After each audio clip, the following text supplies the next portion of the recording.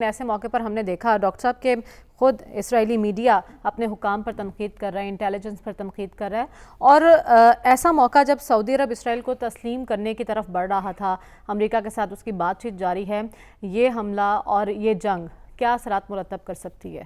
دیکھیں، جو چیز سمجھنے کی بات ہے وہ یہ ہے کہ جب جبر اور تشدد ایک حد سے آگے بڑھ جاتا ہے تو مظلوم اور مسکین بھی ہتھیار اٹھا لیتا ہے، اور یہی چیز ہم نے غزہ میں اب دیکھی ہے۔ اس سے پہلے بھی وقتاً فوقتاً غزہ کی طرف سے کارروائی ہوئی، لیکن اسرائیل اس کا جوابی کارروائی کر کے نقصان پہنچاتا رہا ہے۔ اس دفعہ زیادہ کمال صورت سے انہوں نے یہ کارروائی کی ہے، لیکن مسئلہ جو حماس کا ہے، 2007 سے حماس جو ہے غزہ کی پٹی کو کنٹرول کرتا ہے۔ اچھا، تو اس کا جو مسئلہ حماس کا ہے کہ اس سٹیج پہ حماس کو انٹرنیشنل لیول پہ سپورٹ صرف ایران کی اویلیبل ہے۔ بالکل، باقی ایک سٹیج پہ قطر نے مدد کی، لیکن اب قطر نہیں کر رہا۔ اچھا، ایک کبھی سیریا کرتا تھا، لیکن اب تو سیریا 2011 سے سیریا خود پرابلم کے اندر ہے اور اسرائیل اس پہ علاقوں پہ حملہ کرتا رہتا ہے۔ لیکن اس کا امپیکٹ جو ہے عرب پالیٹکس میں یہ ہوتا ہے کہ عرب پالیٹکس میں جو حکومتیں ہیں وہاں کی اور عوام، اس میں گیپ بڑھ گیا ہے، کیونکہ گلیوں اور سڑکوں میں حماس کے لیے سپورٹ موجود ہے۔ آرڈنری عرب جو ہے، عام آدمی جو ہے، وہ حماس کو سپورٹ کرتا ہے۔ حکومتیں جو ہیں اسرائیل سے کمپرومائز کے چکر میں لگی ہوئی ہیں۔ تو اس وقت جو پروسیس چل رہا تھا، جب یو اے ای نے مانا، بحرین نے مانا، سوڈان نے مانا، اسی طرح ایک اور ملک نے مانا، اور اب سعودی عربیہ سے امریکہ نیگوسیشن کروا رہا تھا، وہ پروسیس فوری طور پر رک جائے گا کیونکہ عوام کا پریشر اتنا ہوگا۔ دوسرا یہ ہے کہ یو این تو کچھ نہیں کر سکے گی۔ امریکہ تو ظاہر ہے وہ اسرائیل کو سپورٹ کرتا ہے۔ اسرائیل جو ہے اپنی دو کام کرتا ہے، ایک تو ایئر پاور کو استعمال کرتا ہے جس کی اسے سپیریورٹی حاصل ہے، اور وہ ڈسٹروائے کرتا ہے پبلک سپیسز کو، بلڈنگز کو، ان کی جو یوٹیلٹیز کو، بجلی کی وہاں اکثر کمی رہتی ہے، اب تو بالکل ہی معاملہ بگڑ۔ دوسرا یہ ہے کہ وہ غزہ کا بلاکیڈ کرتا ہے، کیونکہ غزہ جو ایکسیس ہے ویسٹ بینک کو ڈائریکٹ ایکسیس نہیں ہے، اسرائیل کے تھرو ایکسیس ہوتی ہے، اس بارڈر کو بلاک کر دیتا ہے۔ پھر دوسری طرف سمندر جو ہے اس کو بھی اسرائیل کی ایبلٹی ہے اس کو بلاک کرنے کی۔ صرف ایک روٹ ان کے پاس رہ جاتا ہے جو ایجپٹ کو جاتا ہے۔ ایجپٹ والا کبھی کھلا ہوتا ہے، اور ایجپٹ کی حکومت کبھی اس طرف ہوتی ہے کبھی اس طرف ہوتی ہے، تو کبھی وہ کھل جاتا ہے کبھی وہ بند ہو جاتا ہے۔ لیکن اتنی مشکلات کے باوجود بھی حماس نے جو یہ کارروائی دکھائی ہے، یہ اس کی بنیادی وجہ یہ ہے کہ وہاں پہ نوجوانوں کا فیوچر ہی کچھ نہیں ہے۔ ظلم اور تشدد جتنا ہے، آپ کو اندازہ نہیں ہے کہ بنیادی سہولتوں کی کمی وہاں کتنی ہے۔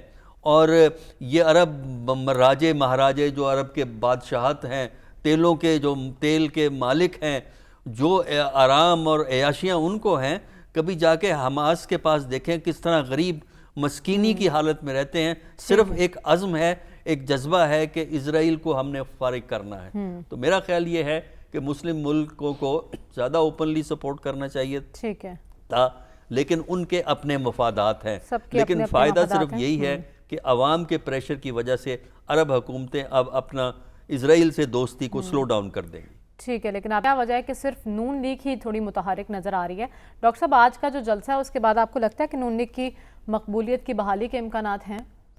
دیکھیے، آپ اتنا زیادہ کنکلوژن ڈرا نہ کریں۔ پاکستان میں اس وقت پالیٹکس جو ہے نا، وہ بہت ارلی سٹیجز کے اوپر ہے الیکشن کے پوائنٹ آف ویو سے، اور پارٹیز جو ہیں وہ اپنے آپ کو آرگنائز کرنے کی کوشش کل میں نے آپ کو کہا تو تھا کہ پارٹیز کے چیلنجز کیا ہیں جو ہے، اور پی ٹی آئی کا جو P T I P M L N جن کا آج جلسہ ہوا ہے، ان کا بیسک چیلنج تو یہی ہے نا کہ کس طریقے سے وہ یہ باور کرا سکیں کہ وہ ایک تبدیلی کی بنیاد بنیں گے۔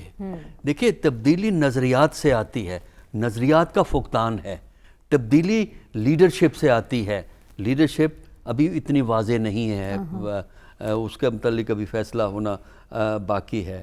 اور وہ سوچ جو تبدیلی کی بنیاد ہو, کیا آپ جو پاکستان میں سٹیٹس کو ہے, ایک مقام پہ چیزیں آ کے جامد ہو گئی ہیں, غریب غریب ہے, امیر امیر ترین ہوتا چلا جا رہا ہے. آج کے جلسے کی باتیں کرتے ہیں, اور پارٹیاں بھی جلسے ماضی میں کرتی رہی ہیں, تو مجھے یہ بتائیے کہ ان کا خرچہ کون دیتا ہے؟ ہاں, میں سب پارٹیوں کی بات کر رہا ہوں, ایک پارٹی کی بات نہیں کر رہا, کہ آخر یہ خرچہ کون دیتا ہے؟ جو خرچہ دیتا ہے وہی پارٹی کو کنٹرول کرتا ہے. وہی پھر دیکھیں نا, میں نے آپ سے یہ بات کی ہے کہ 1985 کے بعد پاکستان کی پولیٹکس اس لیے بدلی ہے کہ پولیٹکس ایک بزنس ہے. میں جو ہوں نا, اپنے پیسے خرچ کر کے جو میں نے زمین بیچ کے, زمین پہ قبضہ کر کے, مڈل ایسٹ میں پاکستانیوں کو بھیج کے کمائے ہیں, ریئل اسٹیٹ بنائی ہے, اور اس طریقے سے جو میں نے پیسے اکٹھے کیے ہیں, اگر میں خرچ کرتا ہوں تو کل کو اگر میری پارٹی جس پہ میں نے پیسہ خرچ کیا ہے اگر وہ پاور میں آئے گی تو میں پیسے اس سے ڈبل نکالوں گا. یہ جو بزنس پالیٹکس کو اکٹھا کیا گیا ہے, یہ پاکستان میں کرپشن کو بڑھایا ہے. آج آپ کرپشن ایک چھابڑی والے سے شروع ہو جائیے, وہاں سے کرپشن پرائم منسٹر کے لیول تک گئی ہے پاکستان کے اندر. تو جہاں کرپشن کا یہ حال ہو, وہاں عوام کی فلاح, عوام کی بہتری کا تو سوال ہی پیدا نہیں ہوتا نا. یہ تو بھول جائیں آپ کہانیاں. بڑے لوگوں کی جنگ ہے, ٹھیک ہے, 4-5 پارٹیاں ہیں, 4-5 گروپس ہیں, وہ آپس میں ہیں, لڑ رہے ہیں, بڑے لوگوں کے معاملات اور مفادات بھی بڑے لوگوں کا, یہ عوام کہیں پر. ڈاکٹر صاحب, پیپلز پارٹی سڑکوں پر نکلنے کی بات کر رہی ہے, اگر انتخابات ٹائم پہ نہ ہوئے, جو کہ کہا جا رہا ہے جنوری کے آخر میں, کیا اس پوزیشن میں ہے پیپلز پارٹی کے اس پر کوئی احتجاج کر سکے؟ دیکھیے, پیپل پارٹی کا مسئلہ یہ ہے کہ یہ ایک ایسی پارٹی ہے جس کا ماضی جو ہے وہ قابل قدر ہے, جس کا حال جو ہے وہ غیر یقینی ہے, مشکلات کا شکار ہے, قابل رحم ہے, اور فیوچر جو ہے وہ غیر یقینی ہے. تو اس کی وجہ سے اس غیر یقینی کو یقین میں بدلنے کے لیے اس قسم کی گفتگو کی جا رہی ہے. لیکن اس گفتگو سے پہلے جو حال کے کارنامے ہیں, یعنی وہ اس نظام کا حصہ ہیں جس نظام سے موجودہ صورتحال نکلی ہے, پیدا ہوئی ہے. الیکشن کا جو ڈیلے کا جو ایک کور ملا ہے وہ سینسس کی وجہ سے ملا ہے, جو انہوں نے فراہم کیا, اور جس کو ایک طرف تو اعتراضات ہوتے رہے ہیں, دوسری طرف ان کے جو نمائندے وہاں بیٹھے ہوئے تھے, سندھ کے چیف منسٹر صاحب, انہوں نے بڑے خاموشی سے سائن کر دیے, جبکہ ان کا بیان 2 دن پہلے ان کا بیان ہے, یعنی کونسل آف کامن انٹرسٹ کے میٹنگ سے 2 دن پہلے ان کا بیان پڑھیے پاپولیشن سینسس کے بارے میں کیا ہے.